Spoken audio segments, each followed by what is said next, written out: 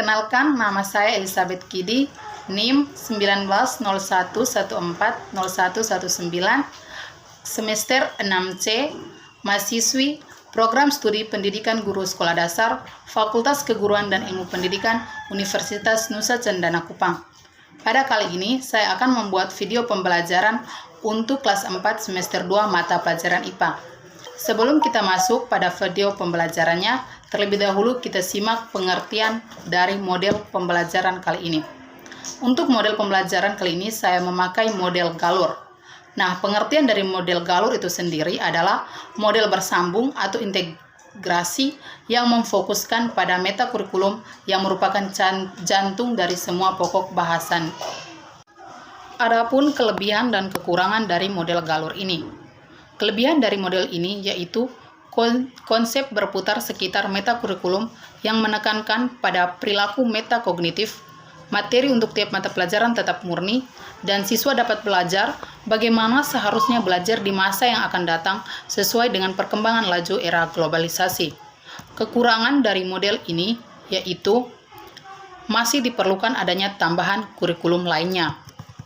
Sementara itu, adapun fungsi dari model galur.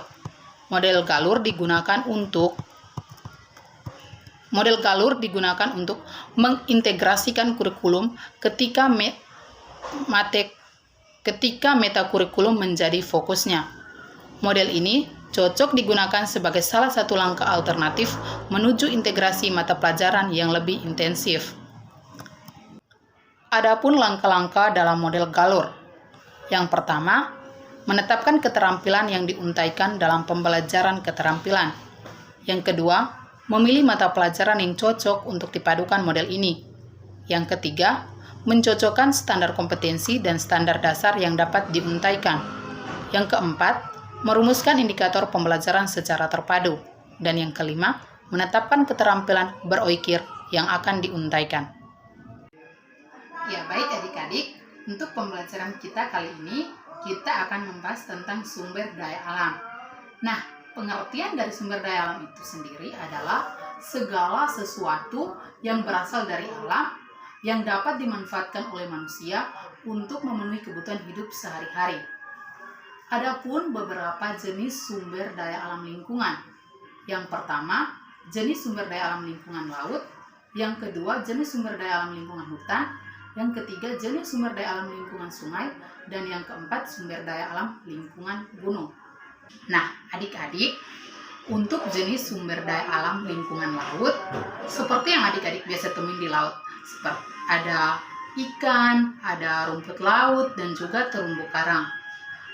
Dan juga kalau jenis sumber daya alam lingkungan hutan, seperti pohon cendana, pohon jati, yang nanti dapat dimanfaatkan untuk bisa membuat kursi, meja, lemari, dan juga peralatan rumah tangga lainnya. Ya baik, jadi untuk jenis sumber daya alam lingkungan sungai, itu biasanya dia mengalir dari dataran tinggi di pegunungan ke muara, dan biasanya terdapat di sungai itu juga terdapat ikan yang bisa dikonsumsi oleh masyarakat setempat. Untuk kita di sini tidak ada sungai karena kita di sini daerahnya kering, tapi untuk di daerah-daerah perairan lain biasanya terdapat sungai.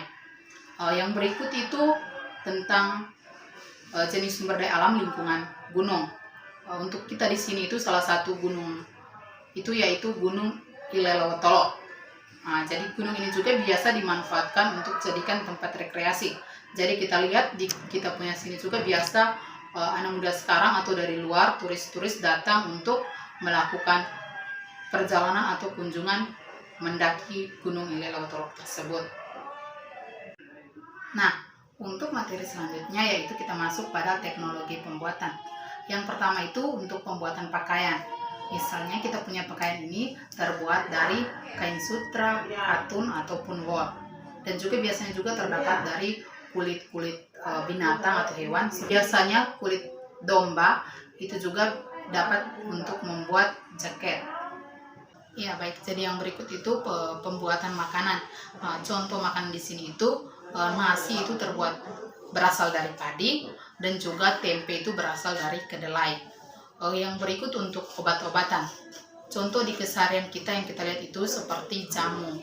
Minuman jamu tersebut itu biasanya terbuat dari kunyit dan juga beberapa campuran bahan lokal lainnya. Ya baik, yang berikutnya itu ada faktor pencemaran lingkungan. Jadi yang pertama itu sampah dan yang kedua itu erosi. Erosi ini biasanya terjadi karena akibat dari penebangan pohon secara sembarangan. Sekian materi yang dapat saya jelaskan pada pembelajaran kali ini. Untuk lebih lanjut silakan belajar di rumah ya. Semangat belajar, tetap jaga kesehatan di era COVID-19 ini. Sekian dan terima kasih.